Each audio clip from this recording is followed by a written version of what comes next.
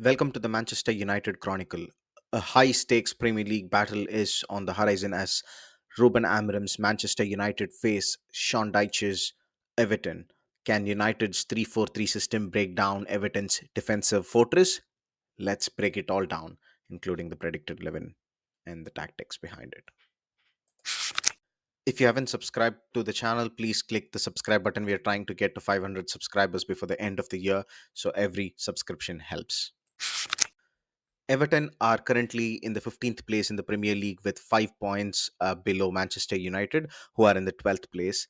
They're just 2 points above the relegation zone. In their last 5 games, they've actually won only one game, and that's against Ipswich on the 19th of October. Since then, they've played 4 games, drawn three, and lost one.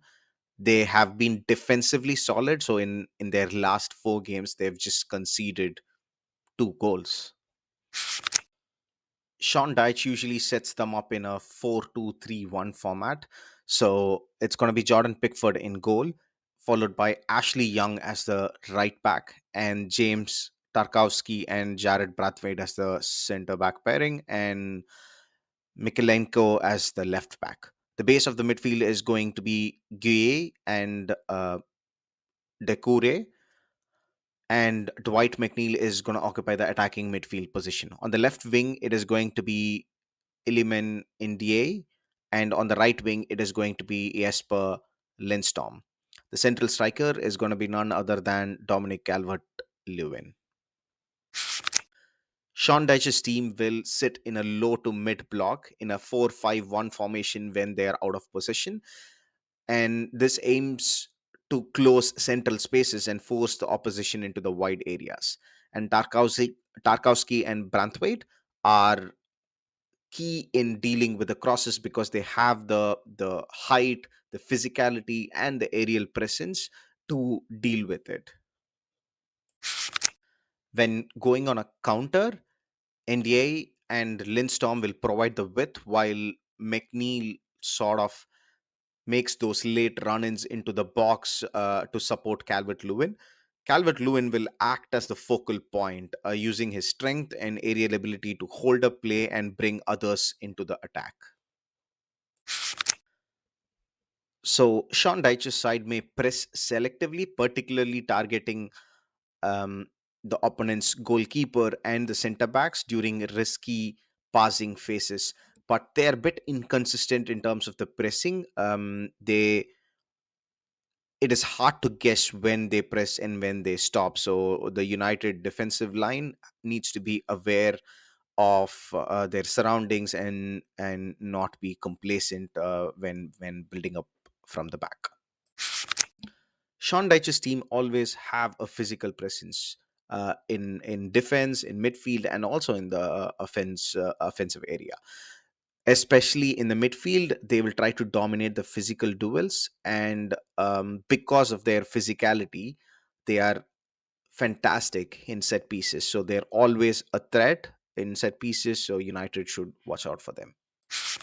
The key man for Everton is going to be Dwight McNeil.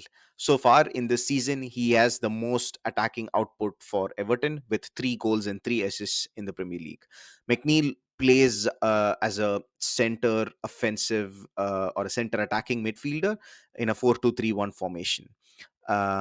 Because of his ability to link midfield and attack, he plays very effectively in that position, and he's also great at utilizing his creativity and vision to exploit spaces. His ball carrying is one of his strongest abilities, and he is also great in set piece delivery, providing a very dynamic option in the final third, especially when running in behind somebody like a Calvert Lewin. Manchester United have been unbeaten since Eric Ten Hag has left United. In their last 5 games, they have won three and drawn two. As mentioned before, they are currently in 12 points with in the 12th place with 16 points and zero goal difference. Amorim is still understanding the playing styles of different players, but I expect some changes in the starting 11. So it's going to be Onana in goal, Masrovey as the right centre back, Delict as the centre back, and Martinez as the left centre back. In the midfield, it's going to be Bruno and Ugarte. So far, this is similar to the team that played against Bodo. On the left wing back position, it's going to be Dallo in place of Malasia. On the right wing back position, it's going to be Ahmad in place of Anthony. And on the left forward position, it will be Marcus Rashford in place of Alejandro Garnacho. On the right forward position, I think it's going to be Mason Mount again, because he had a very good game and he needs some sort of continuity. And the same goes for Højlund. He will be the central striker. This is going to help him build some momentum in that position. The 3-4-3 systems relies heavily on Ahmad and Dallo providing width. They will stretch Everton's defensive line, allowing Mount and Rashford to operate in those half spaces. This overloading is going to be very important because Sean Dyche's team is very compact defensively, and the only way to pull the outside defenders is going to be using these wing back players. In terms of the midfield control, Bruno and Ugarte will be tasked with controlling the transitions, breaking up Everton's counterattacks and distributing quickly to the attacking trio of Mount, Højlund, and Rashford.